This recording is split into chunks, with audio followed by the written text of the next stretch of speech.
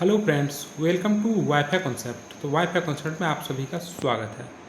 तो 28 अप्रैल का second shift का एग्ज़ाम हो चुका है आपका एसएससी जीडी का, और जीके का आपका यहाँ पर जितना भी क्वेश्चन आए थे वो आपको सारे यहाँ पर देखने को मिल जाएंगे। ठीक है, तो आज का जो प्रश्न आए हैं उसमें से पहला प्रश्न है आपका कि चोल काल के दौरान वेट्टी शब्द का प्रयोग किस प्रकार के कर के लिए किया जाता था। तो एक वेट्टी शब्द का प्रयोग जो है टैक्स के रूप में किया जाता था, और ऑप्शन दिया था किस प्रकार का टैक्स था। नगद टैक्स, जबरन श्रम टैक्स, भू राजस्व टैक्स, व्यापारिक टैक्स। तो यह जो वेट्टी टैक्स होता था एक प्रकार का जबरन लिया जाने वाला श्रम टैक्स था, लेबर फोर्स्ड लेबर टैक्स था। ठीक है, तो ऑप्शन नंबर 20 का सही आंसर हो जाता। ठीक है, और आप लोग को इसका पीडीएफ चाहिए टेलीग्राम ग्रुप ज्वाइन करिएगा, वहाँ पर पीडीएफ डेली का हर शिफ्ट का मिल रहा है। ठीक है, चलिए अगला क्वेश्चन एक आया था कि ग्लोबल जेंडर गैप रिपोर्ट 2025 में भारत की रैंक क्या थी। तो ग्लोबल जेंडर गैप रिपोर्ट जो है उस 2025 में भारत का स्थान 129वां था, है ना, 129वां। तो ऑप्शन नंबर सी सही आंसर हो जाता।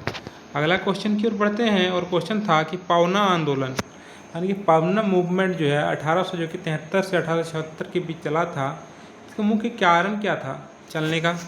नील की खेती, जमींदारों द्वारा लगान से अत्यधिक वृद्धि, धार्मिक सुधार, और या फिर अकाल सहायता की कमी। तो इसका सभी को पता होगा कि जमींदारों के द्वारा लगान में अत्यधिक वृद्धि कर दिया गया था, जिस वजह से जो है आपका पावना आंदोलन जो है किसानों के द्वारा शुरू किया गया था। अगला एक क्वेश्चन था कि भारतीय संविधान का कौन सा अनुच्छेद आर्टिकल से था कि समान नागरिक संहिता यानी कि यूनिफॉर्म सिविल कोड के कार्यान्वयन के लिए निर्देश देता है। 40, 44, 48 या फिर 51। तो आर्टिकल सभी को पता होगा 44 क्या करता है, एक समान नागरिक संहिता को दर्शाता है ना। चलिए अगला क्वेश्चन था प्रोटियम, ड्यूटेरियम और ट्राइटियम निम्नलिखित में से किसके समस्थानिक है। हाइड्रोजन के 3 समस्थानिक है, पहला प्रोटियम, दूसरा ड्यूटेरियम और तीसरा ट्राइटियम, है ना।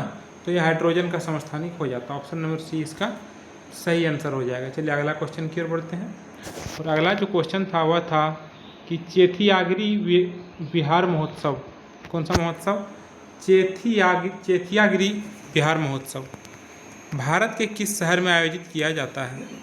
तो चेथियागिरी जो है बिहार महोत्सव भारत के मध्य प्रदेश के सांची में आयोजित किया जाता है। एक क्वेश्चन था प्रोजेक्ट पूसा, हाल ही में प्रोजेक्ट पूसा खबरों में था, यह भारत की किस रक्षा प्रणाली से संबंधित है। तो जो प्रोजेक्ट कोसा है यह आपका स्वदेशी लंबी दूरी की वायु रक्षा प्रणाली से संबंधित है। ठीक है, चलिए अगला क्वेश्चन की ओर बढ़ते हैं। अगला क्वेश्चन था आपका भारत की संसद में शून्यकाल की अधिकतम समय सीमा क्या हो सकती है। शून्यकाल की जो अधिकतम समय सीमा है उसकी कोई निश्चित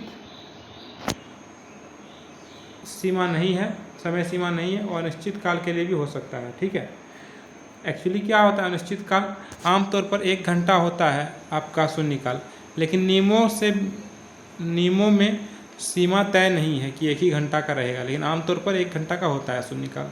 सीडेराइट निम्नलिखित में से किसका अयस्क है। क्वेश्चन था कि सीडेराइट आपका निम्नलिखित में से किसका अयस्क है। सभी को पता होना चाहिए सीडेराइट किसका अयस्क है, आपका लोहा का, है ना। सीडेराइट आपका सीडेराइट, मैग्नेटाइट, ये सब हेमेटाइट, ये सब क्या है, लोहा का अयस्क है। तो ऑप्शन नंबर आपका 20 सही आंसर हो जाता।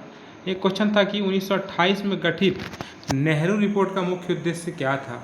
पूर्व स्वराज की मांग, भारत के लिए एक संवैधानिक ढांचा तैयार करना, असहयोग आंदोलन की रूपरेखा, या फिर सांप्रदायिक निर्वाचन को बढ़ावा देना। देखिए इसका मुख्य उद्देश्य था भारत में के लिए एक संवैधानिक ढांचा तैयार करना। इसका जो नेहरू रिपोर्ट तैयार किया था, कब किया था नेहरू रिपोर्ट तैयार, 1928 में, और यह जो है भारत के लिए एक संवैधानिक ढांचा तैयार करना इसका उद्देश्य था नेहरू रिपोर्ट का।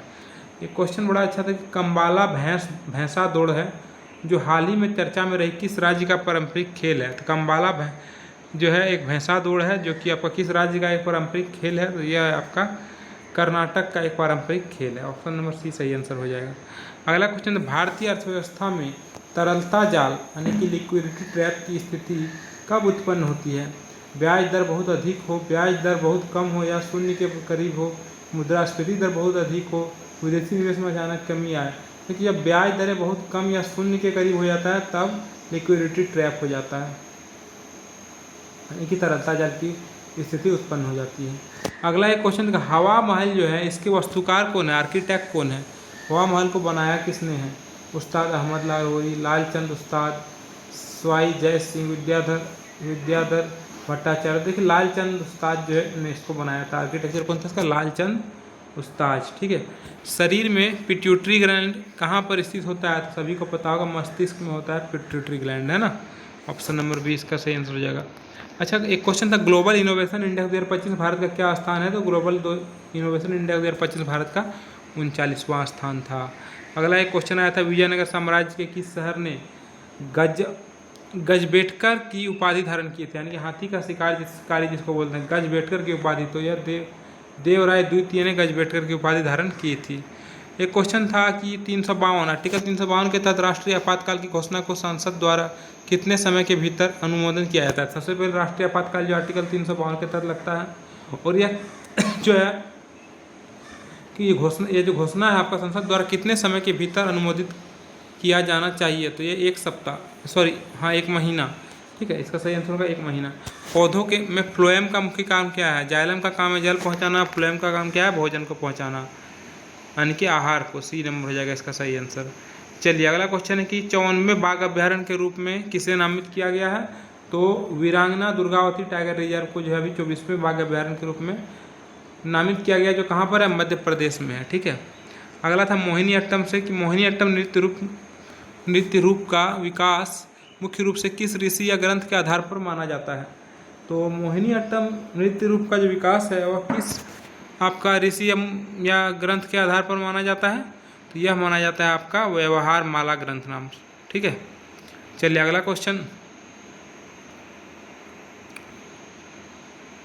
चलिए, तो ये था आज का आपका क्वेश्चन। टोटल आपका इसमें 20 क्वेश्चन आपको देखने को मिला। ये क्वेश्चन आज को आया हुआ था सेकंड शिफ्ट में। ठीक है। इसका PDF चाहिए तो आपको टेलीग्राम ग्रुप में मिल जाएगा। वीडियो अच्छी लगे तो लाइक करिएगा, चैनल को सब्सक्राइब करके चैनल से जुड़ जाइएगा ताकि डेली का हर शिफ्ट का वीडियो आपको मिल सके। ठीक है। चलिए, वीडियो देखने के लिए आप सभी को बहुत बहुत धन्यवाद।